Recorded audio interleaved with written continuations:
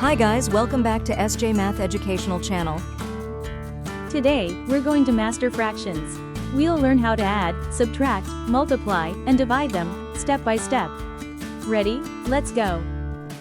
Let's talk about addition. If the denominators are the same, just add the numerators. But if the denominators are different, get the common denominator first, then do the calculations. Subtracting fractions is just like addition. Same denominator? Subtract the numerators. Different denominators? Find a common denominator first. Multiplication is even easier. Just multiply the numerators and multiply the denominators. Don't forget to simplify if possible.